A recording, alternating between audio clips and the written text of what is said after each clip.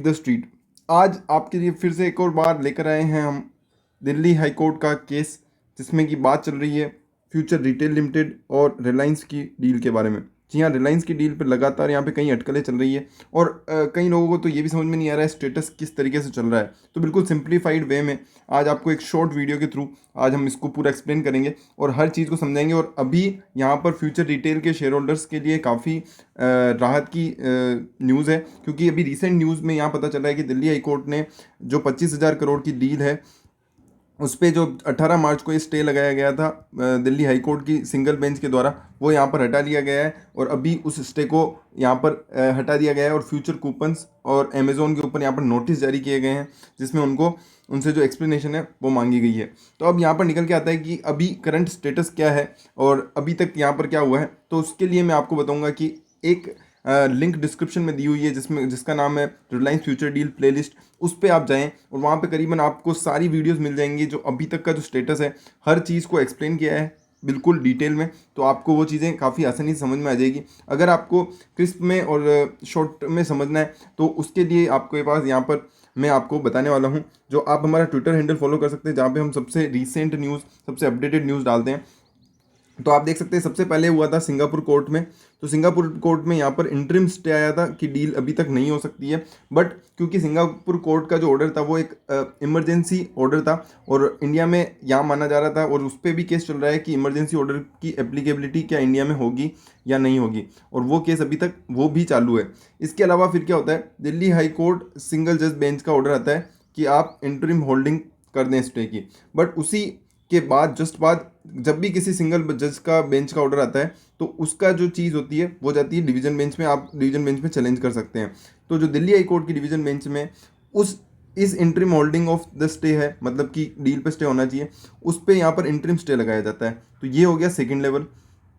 सबसे पहले जाते हैं दिल्ली हाई कोर्ट में, वहाँ पे जाते हैं सिंगल बेंच के पास, फिर उसके बाद जाते हैं डिवीजन बेंच में। तो डिवीजन बेंच में भी इंटरिम स्टे लग जाता है। इसके बाद क्या होता है, फिर वो जाते हैं सुप्रीम कोर्ट में, और सुप्रीम कोर्ट में लगाया जाता है interim stay on interim stay of interim upholding of stay. तो जी हाँ, ये लगातार लगातार, और फिर ये देख इंटरिम स्टे लगाया जाता है कि यहाँ पर चीज़ों को सुप्रीम कोर्ट में अभी स्टिल पेंडिंग है वो केस। और उसके बाद फिर क्या होता है कि दिल्ली हाई कोर्ट जो कल ऑर्डर देता है 18 मार्च को यहाँ पर ये ऑर्डर दिया जाता है कि final upholding of interim stay, final upholding यहाँ पर कर दी जाती है इंटरिम स्टे की, कि अब इंटरिम स्टे लगाना होगा।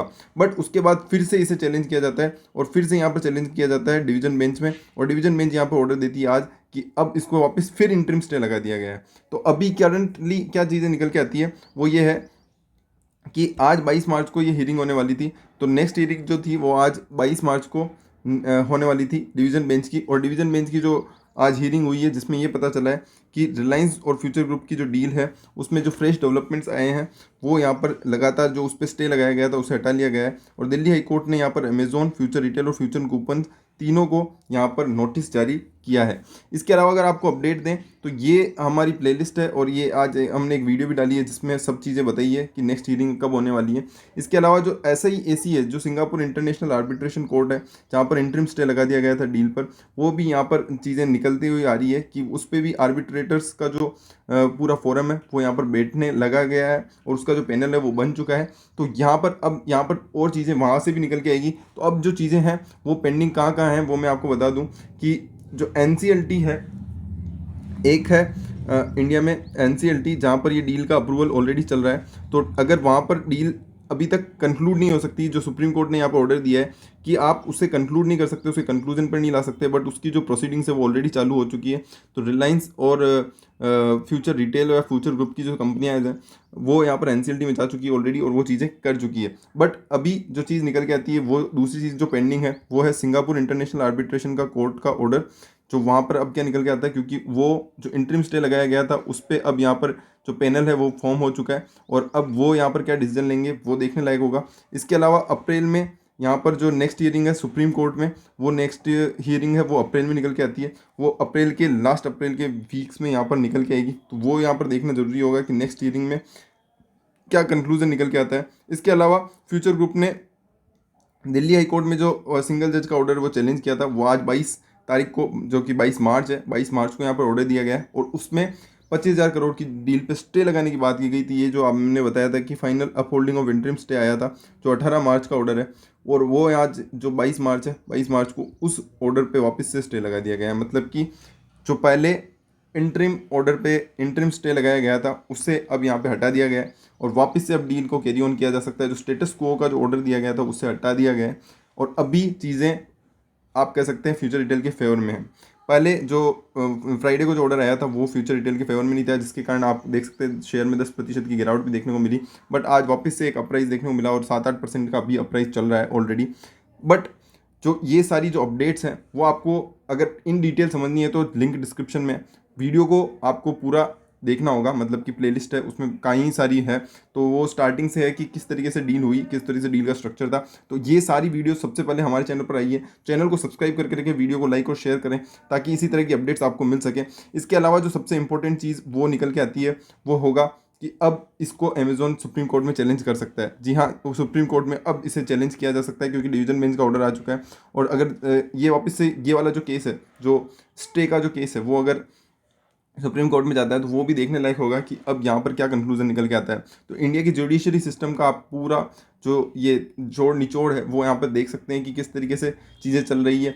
पहले सिंगल जज बेंच का ऑर्डर आता है, फिर डिवीजन बेंच बोलती है, फिर वही चीज़ सुप्रीम कोर्ट। तो हर जगह अलग अलग चीज़ें चल रही है और उन सब का मिक्सअप होकर यहाँ पर रिलायंस फ्यूचर डील का भविष्य निर्धारित करता हुआ नजर आएगा। इसके अलावा कुछ चीज़ें हैं जो आपको और देखनी होगी क्योंकि रिलायंस के शेयर होल्डर्स काफ़ी पैनिक में हैं कि ये डील अगर नहीं होगी, या फ्यूचर रिटेल के जो शेयर होल्डर्स हैं काफ़ी नीचे गिरावट में। और आप देख सकते हैं पिछले साल का अगर हम देखें तो फ्यूचर रिटेल की सबसे बड़ी गिरावट आपको कल देखने को मिली। तो जिस तरीके की चीज़ें चल रही है यहाँ पर देखना होगा कि आने वाले समय में क्या चीज़ें निकल के आती है।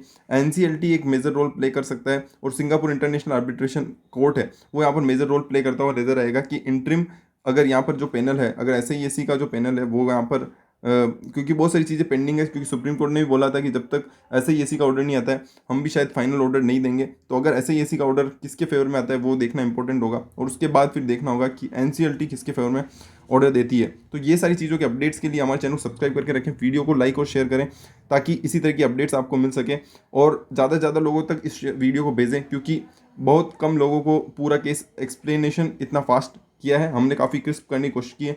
अगर आपको वीडियो पसंद आती है तो वीडियो को ज़्यादा से ज़्यादा लोगों तक पहुंचाने में हमारी हेल्प करें ताकि लोगों को जो पूरा जो स्टेटस चल रहा है वो समझने में हेल्प हो सके। Thank you so much.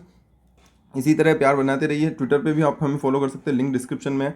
इसका नाम बीट द स्ट्रीट आप कह सकते हैं, हैंडल देखते हैं बीट द स्ट्रीट 10 है और ये हमारा हैंडल है। अगर आप हमें भी फॉलो करना चाहते हैं तो यहाँ से लिंक के थ्रू फॉलो कर सकते हैं। Thank you so much. Share it, subscribe.